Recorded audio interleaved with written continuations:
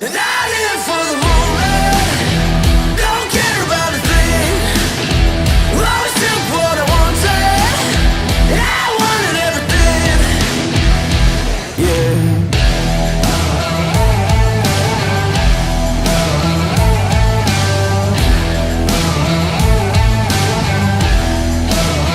I live for the moment, don't care about a thing. Always took what I wanted, but I wanted everything. And I live for the moment, I wanted everything.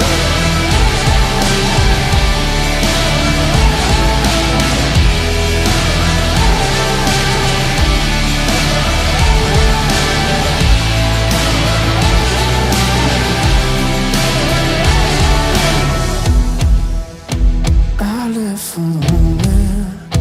I live for the moment, don't care about a thing. Always took what I wanted, and I wanted everything. 'Cause I live for the moment, don't care about a thing. Always took what I wanted, and I wanted everything. And I live for the moment.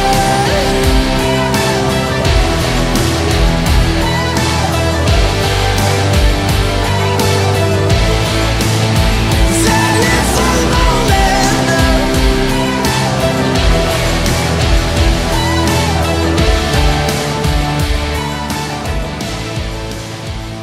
live for the moment.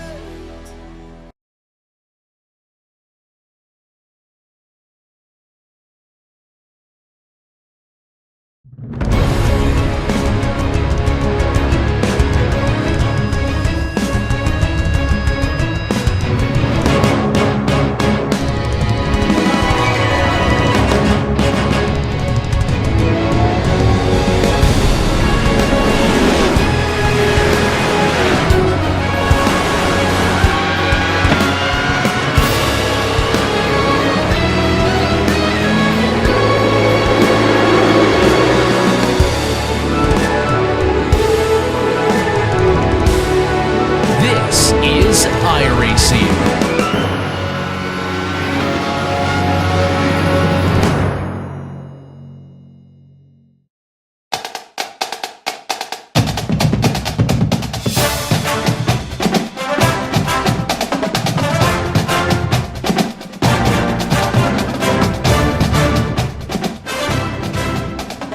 Good evening, race fans, and welcome to iRacing's coverage of the third race of the 2022 eNASCAR College iRacing Series, powered by NACE Starleague, the iFolio 75, live this evening from Watkins Glen International in Watkins Glen, New York.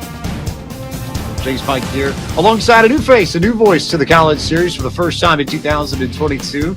Joined this evening by Terry Radford, also a very big-time University of Tennessee fan. Terry, you excited to go road course racing with us this evening? I've never been so excited in my life to call a 7-turn road course race, but you, James? So very excited. Well, so excited he's barely got any words. Makes sense. Fair enough. But before we get going with tonight's racing, let's take a moment to have a few words from our partners for the evening at iFolio. Hi, I'm Chris Adams, Creative Director here at iFolio, and we are incredibly excited to sponsor today's race and partner with CSL Esports. We are the premier digital marketing platform across industries, and if you've been following us on social, you've likely seen our fully customizable, pre-built digital portfolios that have been used to sponsor today's race for the players as well as the team. We are the only digital marketing platform that is built for creatives, for marketers, even for everyday users to build, publish, and easily modify your digital presence. We are super pumped to be the official digital marketing platform for Playfly and CSL Esports. If you'd like to find out more, visit us at ifolio.cloud/home or follow us on social. Off to the races.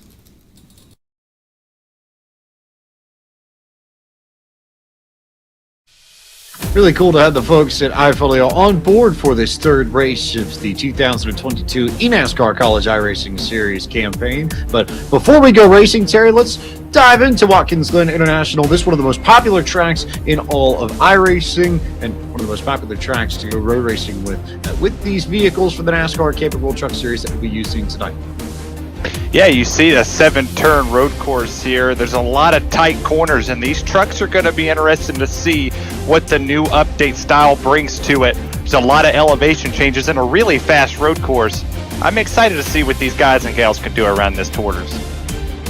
This is traditionally a very fast road course. Lots of long, powerful straightaways where you can just blitz down into a lot of braking zones. We'll see a lot of that on hand tonight as we take a look at the starting grid for this third race. Stephen Wilson out of the University of Iowa, your pole sitter, eNASCAR Coca-Cola iRacing Series driver. He's joined by another Coke Series driver to the outside of him out of the University of North Carolina at Charlotte. It's Garrett Lowe. Omar Giallo starts in third place, the University of Wisconsin out Milwaukee. He's joined by Jack Coyne from Rensselaer Polytechnic Institute in fourth. Logan Clampett from Saddleback Community College starts in fifth. Ryan Doucette from the University of Southern Maine rolls off from sixth. See Daniel Buttafuoco down there from Rutgers. Outside of him is Thomas Toomey from Virginia. You got Liam Sheen going down here from the University of Wisconsin Stevens Point. John Hall pulling out to his outside from Massachusetts Maritimes Academy. Alex Collix from Rowland Community College, and Christopher Shella from Tennessee's home Vanderbilt. Christina Ryan from Ohio rolls off to the outside of Brett Suggs from High Point University. They make up row 7. Row 8 is Connor Okresic for the University of Colorado at Boulder, and Ricky Springer from UNOH. Austin Farr from the University of Tennessee at Knoxville joined on row 9. And 18th on the grid from the University of Rhode Island, it's Sean Yensick. You got Mr. Lynn down there from Union College with Blake Bottoms. He's sitting over there from Stakes College. NAU's Trey Normill out there with Nick Robinson. Colton Salick is down there in row 12, and Matt Kemp from Siena Heights University. Brandon McKissick from Florida Atlantic, the Owls driver, starts to the inside of row 13, joined by Ryan Gamble from Dean College. Jake Cummings from Wingate University, not terribly far away from Charlotte, in row 14, starting 27th. To his outside for the Cougars of Washington State, it's Travis Barnes. Colson Phelps from the Cyclones of Iowa State rolls off in 29th. 30th on the grid from Auburn is Reese Bayham. You got Henry Morse going on down here. He's going to be from Berkeley University. Akron's own Will Weiser out there in row 16. You got Anthony Keys, who's rolling along down here. And you got Thomas Kent from Buffalo. The UH's own Christopher Fitz, and GCU's Derek Jennings down there in row 18. Final 3 drivers on the grid: John Schwartz from the University of Pittsburgh, Temple College's Thomas Clausen, and Athena LeClaire from St. Clair College, the 39th and final driver on the grid. Take a look at our few notes before we go racing. We'll start with our race analysis this evening. Terry Radford should have a lot of fun here over the course of the next hour or so, but we go for 30 laps, just over 70 miles, just under 120 kilometers. Pit road speed is 45 miles an hour. Your delta, your average time to get in and out of pit lane, 55 to 60 seconds. 3 sets of tires available to these drivers this evening, and your fuel window 15 to 16 laps, so we can expect at least 1 pit stop from everybody in the field this evening. Yeah, it's going to be interesting to see when you come on to pit lane what you're going to be able to do as you go through here. You see the temperature is 78 miles an hour. The track temp is 101. So when they get around these corners, the tires are really going to heat up. And it's going to get them when they get on the brake to get on pit lane. It's going to make it hard. It's going to make the back end want to wobble. And again, a friendly reminder, we are racing for scholarship money this evening. $4,500 to give away in scholarships to the top 3 drivers, $3,000 to the winner, $1,000 to the runner-up, and $500 to third place. So many schools, so many drivers, 412 drivers registered for tonight's event, 269 different schools trying to make it in the time attacks to qualify for this third round of the eNASCAR College iRacing Series. But your top 39 are here at the virtual Watkins Glen International to take the green flag of the iFolio 75. And we are underway with round number 3 of the 2022 eNASCAR College iRacing Series, powered by NACE Starleague from Watkins Glen. You see him go too wide here through turn 1. This would be the trouble spot of this entire race, James. Through the 30 laps, every single driver is going to want to push it harder and harder. And with Wilson pulling away with the slight lead so far, Lowe and Dallo is going to have a hard time getting up there to get him. Steven Wilson is absolutely gone already to the tune of about 1.2 seconds. As you see some battles a little bit further back. Thomas Toomey and your winner last time out, Daniel Buttafuoco, making their way into the bus stop, the interlude for the first time, and arguably one of the trickiest places on the racetrack as one truck went sideways in the interlude. You saw it on your screens. I believe that was Connor Okrenzik from the University of Colorado at Boulder who went sideways on first entry into the bus stop there. Yeah, the bus stop will be one of the hardest parts of the track you go all race long. Other than the S's, I do believe. You don't want to go 2x2 through there, especially with the width of these trucks. I'm very happy to see them go single file right here because now you get to see who's going to be fast to get through the field.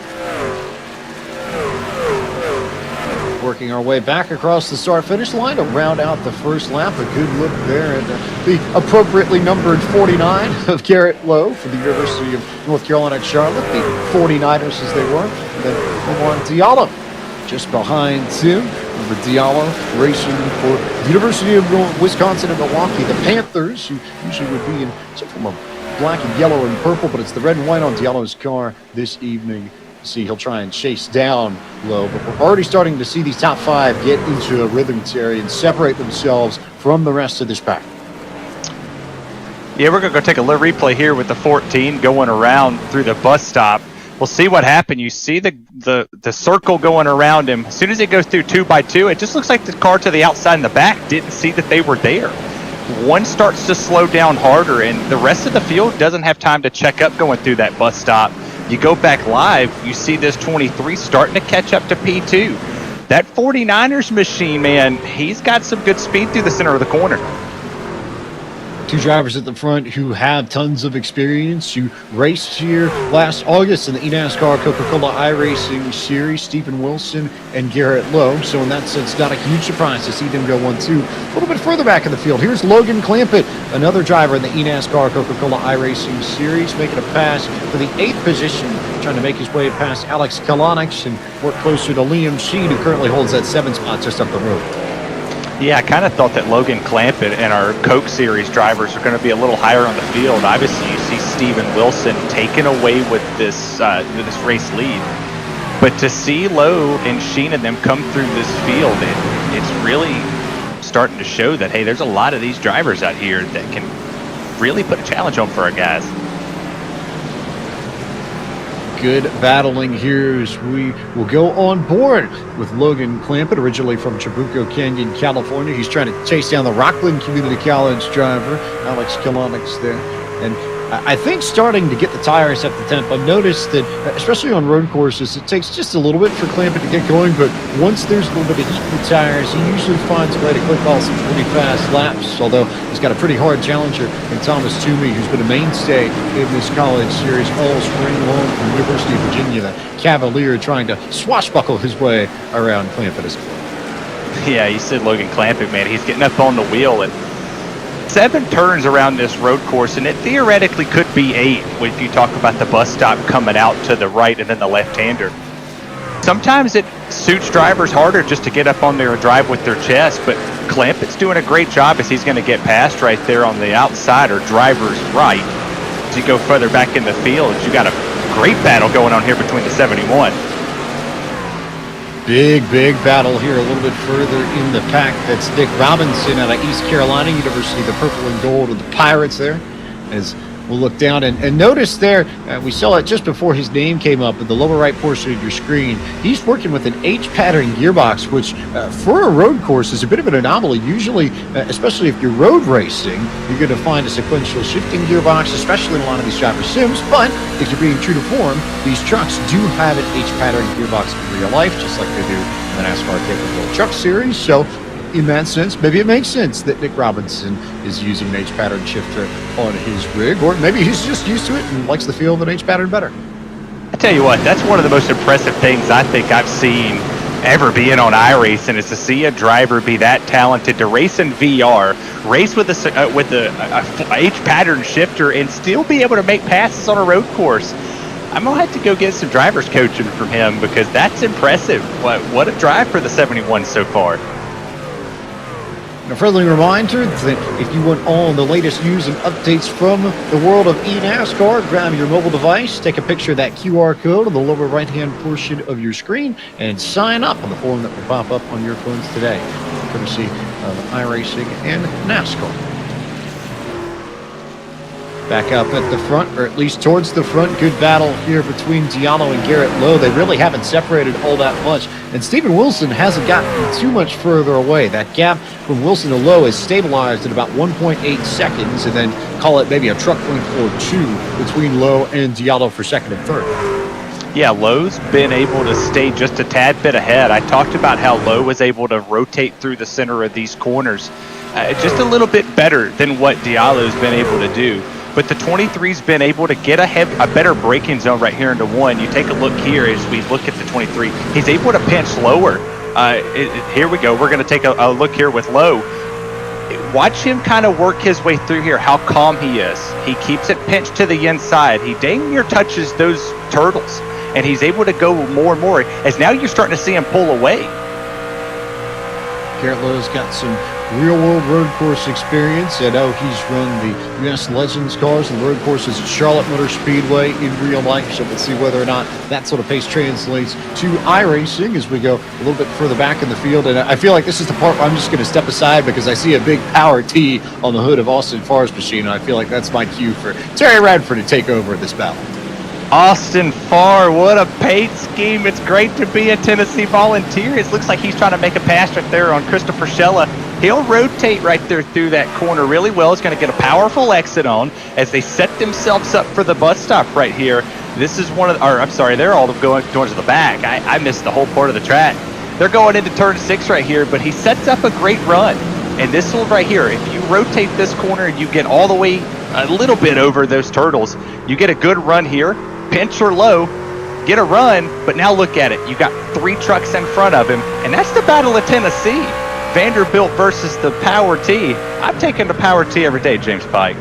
I was about to make that point, but I think that's part of the fun of the college series, is that you see some of the rivalries popping up in real life and in sim, and we know how big Tennessee and Vandy are as rivals, usually playing football on Thanksgiving weekend, as you get a good look at Austin Farr in the lower right-hand portion of your screen. But they're not the only 2 schools that I've seen that have representatives in this college series. Let's also not forget Colson Phelps and, that guy in the lead, Steven Wilson from Iowa and Iowa State, battle for the Cy-Hawk Trophy. So a few good rivalries here in the eNASCAR College iRacing Series. And James Pike, this is what makes iRacing so special, is you can put something like this on with rival schools, you would say. They get to come out here and race one another, and this is the power of iRacing. There's different ethnicities out here. There's different people of different walks of life that are out here racing side by side, door to door, as contacts made here for that battle right in front of us for the Battle of 23rd. Phelps, Gavel, Cummings, nor Mile is out here battling for 23rd. Was about to say, speaking of Colson Phelps, who we just mentioned, he's right in the heart of this pack. We've got Colton Salick. Here we go on board with Colson Phelps. So that's Salick that you see just ahead of him, from lots of cool things and lots of fun. And I think that could well be a Porsche that I see on his rig there, perhaps. Terry, down on the low right, you see it just by the edge? Yeah, that's what it looks like right there. But Phelps sitting here in the 23rd position. He got a little loose there. This is 8 laps in. This is about when I thought the tires were really going to start to fall off. You're going to notice these drivers having to throttle it a little bit more out of the exit of the corner. especially coming to the bus stop, you see they're going to hit the turtles. They're going to go through, try to get as straight as possible. Driver's going in the grass there, and that truck is loose, and he's fighting it. Oh, he almost turned him in front. Oh, he just about got into him. As I think there might also be a Dale Earnhardt Jr. diecast as well. But Phelps now has to worry with Ryan Gavel coming to his inside through the carousel, but it'll be outside here for the final run through turns 6 and 7. As Phelps will try and dive it down to the bottom, and might get a shove there from Ryan Gavel to make that pass a little bit easier or harder, depending on whose perspective you share. But really good stuff here between Colson Phelps and Ryan Gavel. This for the 23rd position as they come back to the stripe. Man, Ryan Gavel was all up his trumpet all the way through there. I really thought we were going to see him get turned around, and if that was to happen, you look at all those trucks that are behind him. Iowa State ain't playing, man. That's a nasty set of defense, just like them on the field. The 85's around. Trouble coming off the first turn for Trey Normile out of Northern Arizona University. Not the way he wanted to carry on in this race, as he'll have to get it looped around. We'll say green flag racing, and we'll jump to Liam Sheen and Alex Kalonix. It's the battle for 7th and 8th. We talked about a lot of the drivers towards the back of the top 10 already, so here's another good look at the battles they've been having. We've also got Thomas Toomey and Christina Ryan in the ballpark as well. Yeah, I mean, I'm sitting here watching this 92 of Liam Sheen and Alex Kalonix. They've been fighting around one another pretty frequently. Their lap times have kind of been matching here. You haven't seen a big separation or a big gap in speed. The 22's been able to get the drive off the corner, but you can see with the 92, he's just got straight line speed, and that's phenomenal. He's great on the braking zone as well. As you look right here with Kalonix going into turn 1, these drivers are really having to fight this track temp. Kalonix, a sophomore at Rockland Community College from Chestnut Ridge, New York. He's majoring in communication and media arts, and really good setup there, really powerful wheel too. You can see all the vibrations as he runs up through the S's. This track isn't necessarily bumpy by nature. Of course, we got the updated version of Watkins Glen recently in iRacing not too long ago, but it's just that change in elevation, and then the curves here as they go through the inner loop that upset the vehicle no matter what you're racing. And part of the challenge of a fast lap here is maintaining control while taking the bumps. Well, and not only that, but you have to have really good throttle control. As you see right there on the bus stop, Sheen did not get good control through there. You can see the back end want to kick. And the 22 of Kalonix, he really made it stick. He had a straight entry and a straight exit, and that's what you want here. That's what builds a fast lap. And James, if you miss one part of the track, it takes another lap to get your momentum back.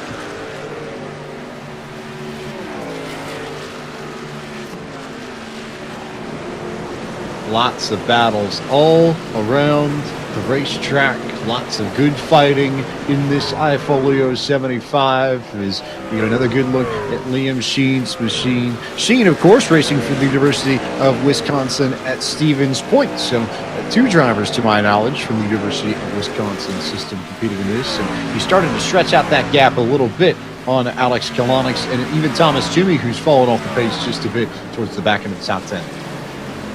Yeah, you continuously see the 22 bouncing up and down through the turtles. Everybody's using more and more of the racetrack. A little bit of grass coming out here on here as well, but you talk about iRacing rescanning this track. It used to be very bumpy. It was hard to gain control through the center of the corners. It was also hard to get back on the throttle.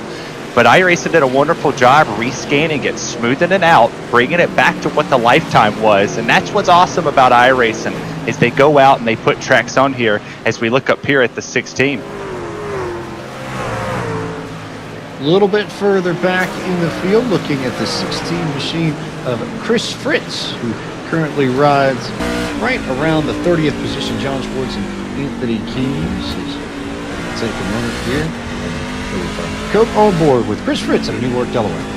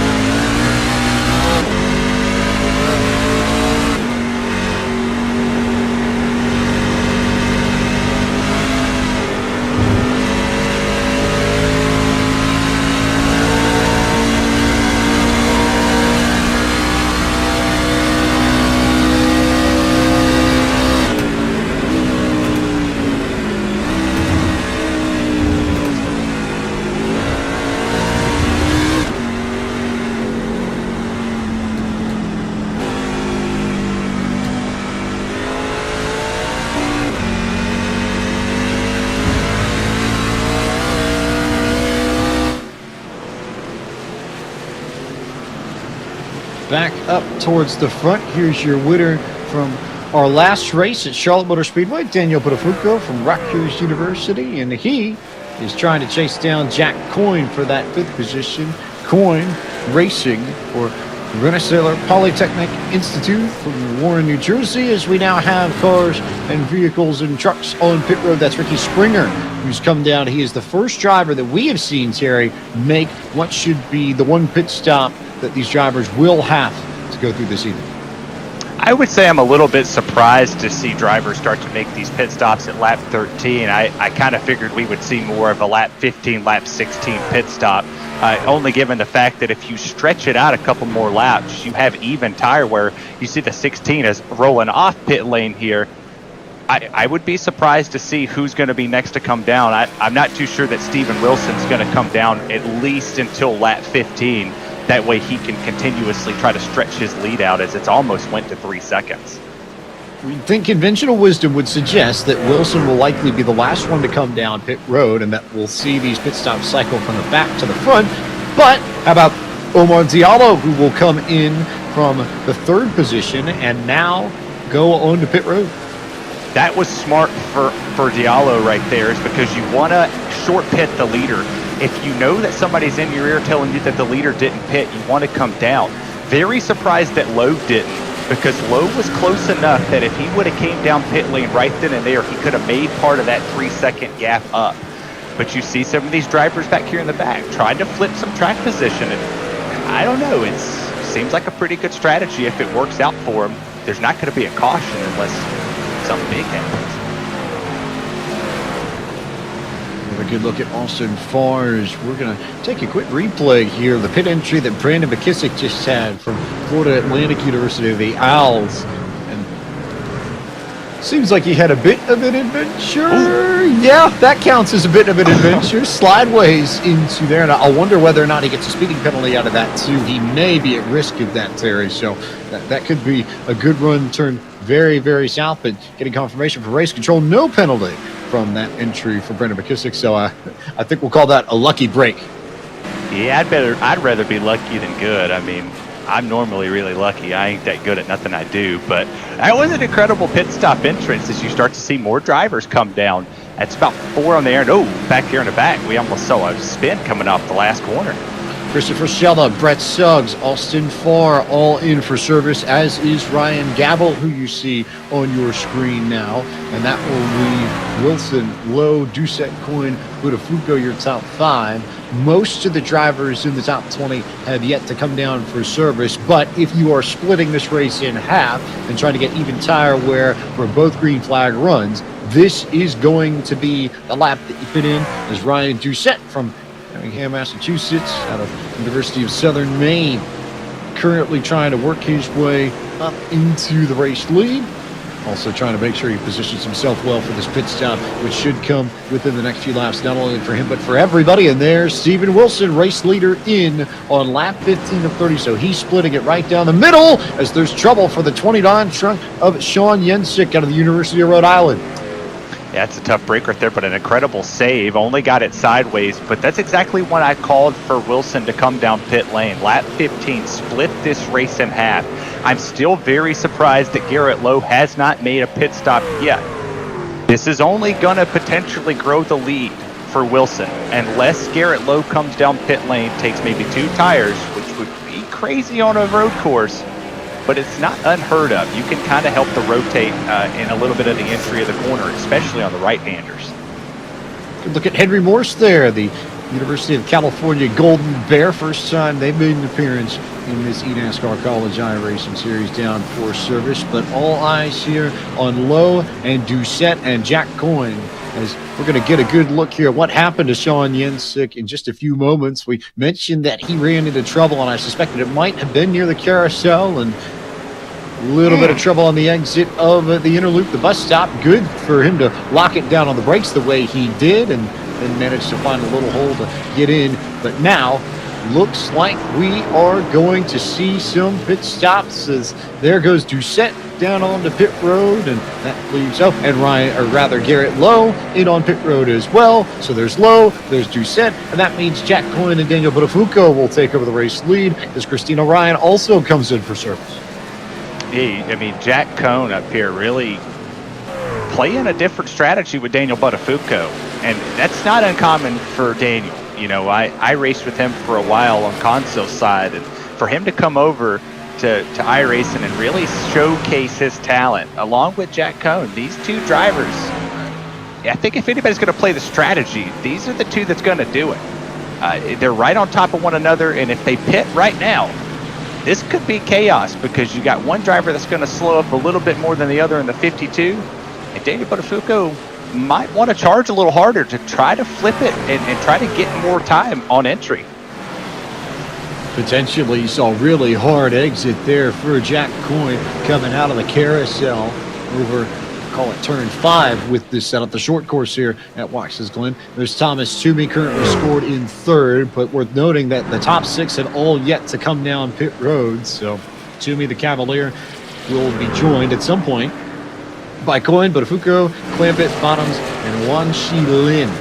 Top 6 that are trying to hold out. And at this point, if you're waiting to make a pit stop this late, you are effectively waiting on a yellow that may or may not come. You're thinking that's your best chance to maybe gain some track position. At least I can't think of too many other reasons as to why you'd want to stay out like this.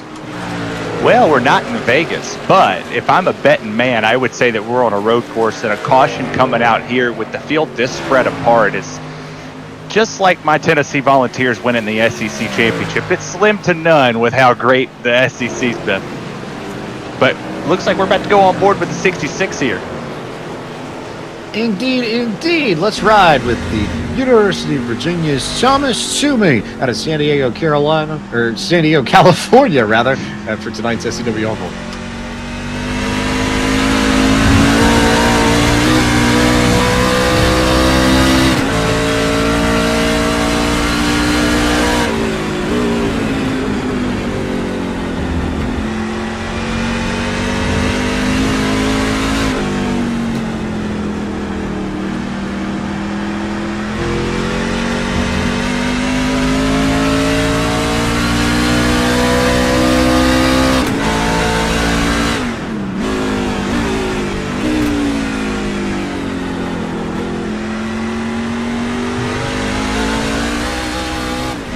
There's a good look at Thomas's setup, and he's another one of the drivers in the VR kit. You can see what he's seeing just off on the side there with his laptop monitor, but that's a pretty hefty setup there, a proper direct drive wheelbase, a bit more feedback we've heard, and lots of fun. Though it's worth noting, you don't necessarily have to have a crazy setup to be fast at iRacing. If you got the skill, you got the talent, it will rise, you will outrun everybody else, and eventually you too can make it into a future eNASCAR College iRacing Series powered by NACE Starleague event. Hey, look, last week's winner, Daniel Buttafuoco, up here leading this race, still yet to pit. We're coming down here to 11 laps to go, and James, I would expect that 13 to come down now. I'm sure he watched the 53 come down and had to understand that, hey, you got to make it happen, and he's not going to do it. He's going to continuously stay on the racetrack. This is very interesting to me because I don't see a caution coming out unless the iRacing people above us do it. There's no cautions at all, so I don't know what he's waiting on, or maybe he's just really good at saving fuel here. Well, given that the run that we had was down 15 to 16 laps, he's definitely been saving for a good chunk of this, which is intriguing all the while. And as we look at this, worth noting, Steven Wilson, if you're curious, is about 20 seconds back of Buttafuoco on the racetrack. Wilson is the first driver in the race amongst those who have already come down for service. Currently scored in the 4th position behind Logan Clampett, Thomas Toomey, and Daniel Buttafuoco. We will be back on the other side of this commercial break with the final 10 laps of the iFolio 75. More action for the eNASCAR College iRacing Series powered by NACE Starleague coming up in just a few moments for virtual Watkins Glen International. We've learned to savor the moments that were always there. And they never tasted this good.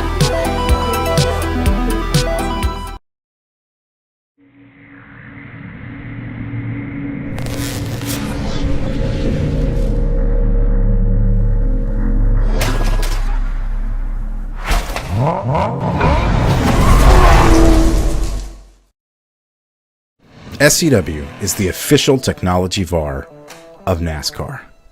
Whether you're looking to outfit the office with the latest technology from your favorite brands like HP, Lenovo, or Logitech, or you're wanting to race like the pros with a full cockpit on iRacing, just like the SCW sponsored driver Taylor Hurst. SCW is where America gets IT. Shop now at scw.com.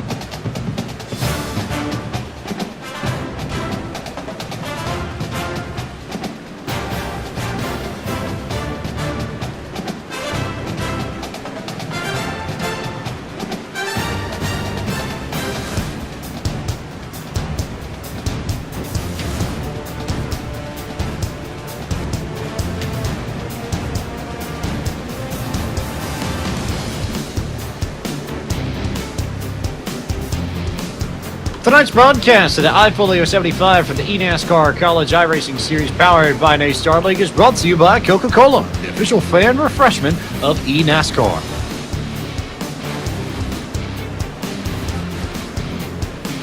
By Logitech G. For design, engineering, and a love of driving games, Logitech G takes racing simulation to another level. Logitech G, the official wheel and pedals of the eNASCAR Coca-Cola iRacing Series. And by SCW. Whether you're looking to outfit the office or race like the pros, SCW is where America gets IT. Shop now at scw.com. And by PlaySeat, the official racing chair of eNASCAR.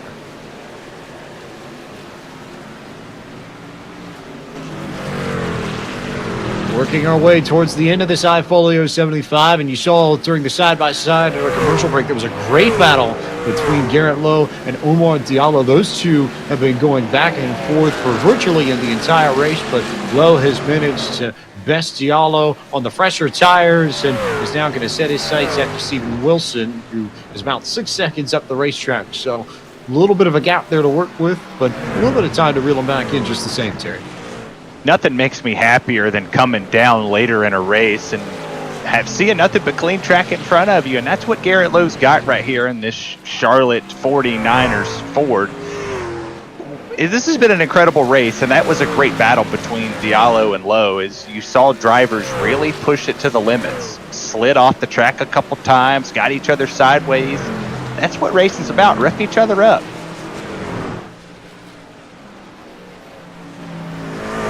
More on board for you here. Let's go on board with our winner from last time out at Rutgers University, Daniel Buttafuoco.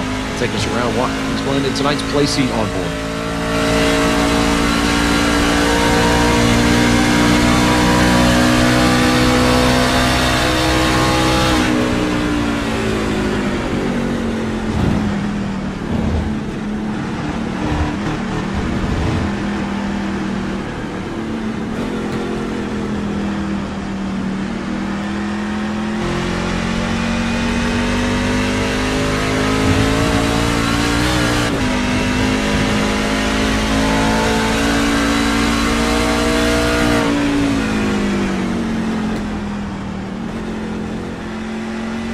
A lot of concentration there for Daniel Buttafuoco out of East Brunswick, New Jersey. Reminds her that his mother, who is a Rutgers alum, painted this ski for Daniel that he also took to victory at Charlotte. So lots of Scarlet Night love in the Buttafuoco household, and another strong performance for Daniel Buttafuoco this evening.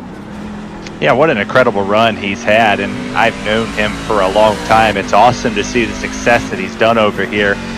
He's always been focused. He's always been driven to be one of the best. He was one of the best in the Pro League series on console, and here he comes to here, and he's showing out as we take a look here with the 12 of Ryan Gavel going off track just a little bit. That almost got scary for the guys behind him as you see the battle for 22nd here. Big battle here. It's Gavel and Derek Jennings from Grand Canyon University. The Antelopes also in the mix, as is Christopher Schella from Vanderbilt and Henry Morse from California. So lots of representation literally across the country in this little group of drivers from about 22nd on through to 25th. There's a ton of diversity here. You see the 15 really doing a good job with Vanderbilt breathing down their neck. The 4's been able to come up here and really make some moves. Got a lot of speed in that truck. The straight line speed's good. The 15's been really good through the S's. You'll see right here. Didn't get a good setup here, but really able to make a run off the exit going into the bus stop. Yeah, that's it. So can Christopher Schella hang on to 23rd and keep Jennings and Morse and Colson Phelps and Brandon McKissick even? They're all within this group and all within striking distance if Schella makes some form of mistake. But then again, you could say the same thing for Jennings. You could say the same thing for Morse to some degree. You could even say the same for Colson Phelps. One more on board this evening. Let's go on board with Derek Jennings in tonight's Logitech G on board.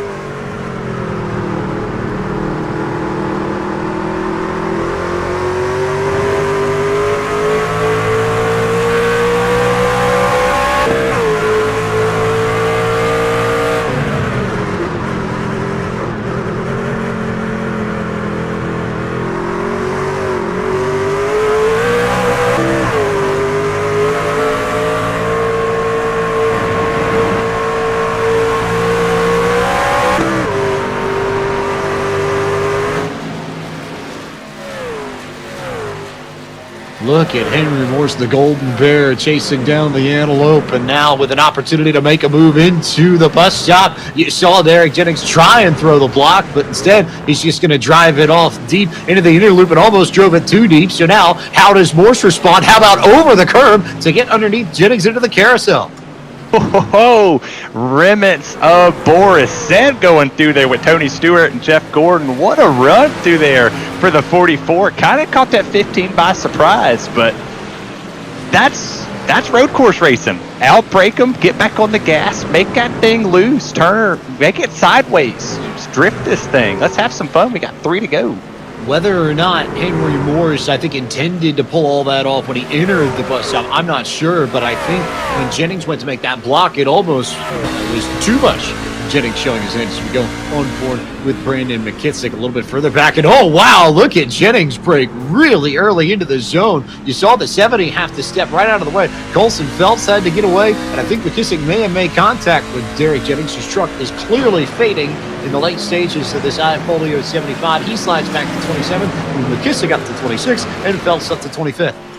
My goodness, we go on board at the right time, at the right moment to see one of the best saves of this race so far. That could have ruined 3 people's races right there, but just situational awareness. Dive it down to the bottom. You might get it sideways, but you got to make it go. And now they're starting to use the grass more to help them turn off the exit of the bus stop. This is good racing right now. It is good racing also for those wondering about that battle up front. Buttafuoco's clear of Thomas Toomey by about 3.3 seconds. And then it's another 1.8 behind him to Logan Clampett. Another 3 just about to Stephen Wilson. And now closing into the end of this race, 3 laps to go. So can Buttafuoco make it all the way on fuel and save enough in his tires to make this happen and get the victories? You get a good look here. This is Brandon McKissick working to the inside of Colson Phelps, and then they switch back over down the front stretch. Yeah, and this is classic road course racing. You have to set your driver up or your opponent up for 2 corners ahead. You can't set them up in the S's. This is not a passing zone when they come up through here. If you can make that work, then you really showed some power. But you see what they're doing right here. The 53's just stalking and is going to set themselves up for the bus stop. If they can make a run through there with a little bit of a loose truck, this is funner than I thought. Really entertaining stuff. Lots of battles throughout the field, and I think it's part of the beauty of road course racing is that you don't necessarily have to stay focused on the lead, because sometimes the best battles are a little bit further in the pack and in the field, the midfield as it were. That's what we're giving you a good look at right now as Phelps continues to lead. And did you see Brandon McKissick just try and mash the gas pedal to the floor almost too much on the exit of the carousel? He had to catch it off the corner there, but manages to stay within maybe a truck length tops there of Colson Phelps at Ohio State. Yeah, within striking distance to have a dive bomb going into one, and sometimes you got to put it and let it all hang out right there, and that's what the 53 did. McKissick really made that truck as wide as possible and just allowed an opportunity. Lost it down the straightaway. As we take a look here with Daniel Buttafuoco, he's coming here to take the white flag. James, I think he might have saved enough to win. One more lap for Daniel Buttafuoco in the iFolio 75 to make it 2 wins in the last 3 races and 3 podiums in 3 races in the eNASCAR College iRacing Series. He's out front by 2 seconds over Thomas Toomey. Meanwhile, we go back to this battle with Colson Phelps and Brandon McKissick through the bus stop. Yeah, you see the 70s starting to slip up there, and this is where the 53's been really good. He gets right on the back bumper of the 70, sets him up through the carousel here. Then we're going to work our way down this short chute here going into turn number 7, or 6, as they would say. Some people argue it, but in a good dive bomb spot to come here. Big move here, working their way back towards the start-finish line and trying to figure out how they want to sort themselves out on this final lap. Yeah, as we go back up here to Daniel Buttafuoco, Rutgers own looking to make a 2 for 2 here, and this is not a surprising run, but look at the focus on Daniel Buttafuoco as he comes to complete this. Daniel Buttafuoco saves enough tires to make it happen across the stripe. It was a big charge lane from Thomas Toomey, but there you see the smile on Daniel Buttafuoco's face, the let's go out of his mouth as he wins the iFolio 75 and picks up his second victory in the eNASCAR College iRacing Series powered by NACE Starleague and burns it down over by turn 1. That's a great way to burn it down. Go over there and just tear it up into one as you take a look at this battle right here. You're going to see that 80 really try to make the run off the corner to get this position. It's not going to work. He's got loose off the corner there. Here's that final look at some of the battles here. This is Christina Ryan trying to fight and get this last position, but it's not quite going to be enough as John Hall is going to hang on to the spot, and Hall managed to come over 11. Oh! Contact there and a big incident towards the back. Lots of trucks going around at the very end, and calamity here on the front straightaway as there's Colson Phelps and Brandon McKissick gaining spots right at the end of this. I'd rather be lucky than good on a road course, and that's pretty lucky right there. Got spots at the end. Just a few places there at the very end to sort things out as you see one more good look at Colson Phelps' machine, but it's all Daniel Buttafuoco today as it was at Charlotte 1 month ago. He is victorious in the iFolio 75 at Watkins Glen International. 3rd podium in a row as well. Wins the race by just over a second from Thomas Toomey out of the University of Virginia. Saddleback Community College's Logan Clampitt comes over 3rd. Stephen Wilson out of the University of Iowa was 4th. Garrett Lowe from UNC Charlotte comes home to round out the top 5. Omar Diallo from the University of Wisconsin at Milwaukee finishes 6th. Ryan Doucette brings it home 7th from the University of Southern Maine. It was Jack Coyne who brought it home in the 8th position for Rensselaer Polytechnic Institute. How about a debut for Juan Sheelan at a Union College P9 in this race? Big finish for him. You got John Hall right there in 11th, Christina Ryan in 12th, John Schwartz 13th. Austin Farr down there in 14th with Blake Bottoms in 15th. Nick Robinson 16th with Matt Kemp, Ricky Springer, Colson Phelps, and Christopher Schella. Round out the top 20, James. Florida Atlantic's Brandon McKissick was 21st. Reese Baham from Auburn was 22nd. University of Delaware's Chris Fritz, 23rd. And Ryan Cabell from Dean College was 24th. Trent Curtis out of Buffalo was 25th. Will Weiser representing the Akron Zips. He finished 26th. Henry Morris in that late race incident coming off the final corner came home 27th. 28th went to High Point University's Brett Suggs. Rhode Island's Sean Yensick was 29th. And Trey Normile from Northern Arizona, the Lumberjack, was 30th. Anthony Keys in 31st, Thomas Clausen 32nd, Jake Cummings 33rd, Travis Barnes 34th, Athena Leclerc in 35th, Derek Jennings 36th, Bolton Salick in 37th, Liam Sheen, and Connor Oskritz in 39. There's your full field rundown and your final results from this iFolio 75. We now turn our attention to our race winner for the second event in a row. Terry Radford is with Daniel Buttafuoco. Daniel Buttafuoco, what a go, man. What a race. How'd you do it? Wow. Okay, it's kind of lucky. Yeah, so I really had a terrible queue. The track got super cool, and I got very tight, and I just missed my mark, so kind of screw. It could have been a top 5 start. And then made some mistakes, and then I was running around, I think, top 3 pace around there, behind those guys in dirty air. And then I thought for sure that it was going to be an easy no-stopper, and then I saw everybody pitting, and then I saw that with, how fast the track was and how I wasn't really going to make it, that I had to really save hard, and it was going to be hard to save that much fuel. So, yeah, that was pretty much what we had to do. And a big thanks to Jared and Don for helping me fuel saving there. That half lap of fuel was a lot harder than I thought, but we got it done. How does it feel to go back to back and you win double now scholarship money for the University of Rutgers? Does this feel really good?